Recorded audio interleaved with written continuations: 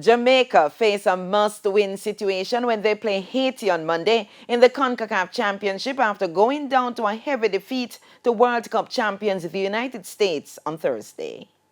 The Reggae Girlz were in trouble from as early as the 5th minute when a marauding Sophia Smith opened the scoring for the Americans.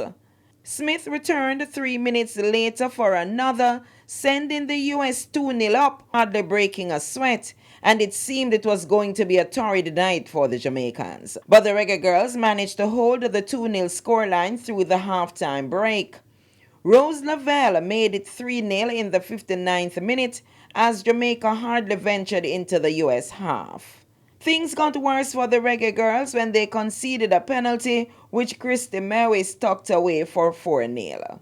And Trinity Rodman, daughter of NBA legend Dennis Rodman, completed the rout by adding a fifth with 4 minutes to go in regulation time. Coming into the tournament, the games that we're looking forward to, to get something out of, mostly. We did get out of the first game. It's good, we're still right there, but it was a tough game. The US played very, very well. We didn't play well. So if the US is playing well and we're not on top of our game, you're asking for trouble, and we see the result. With it almost being a foregone conclusion that America would be near impossible to beat, Coach Donaldson fielded questions about not saving players from Monday's crucial game against Haiti.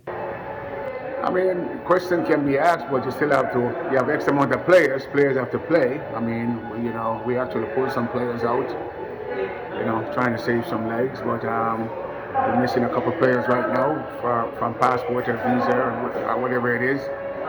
And, a couple people with a couple knocks, so obviously we have to do what we have to do, but we still have to play the game. so there's players in there. We still have, time to recover. We looked very tired last night, so maybe some part of our fitness caught up with us. Hopefully we can push on now. It's a one-game tournament, and we just have to get after it. The Reggae Girlz must defeat Haiti next Monday to move back into the automatic spot. A third-place finish will force them into an interconfederation playoff position against the 10 third-place finishers across 6 confederations for 3 spots to next year's tournament.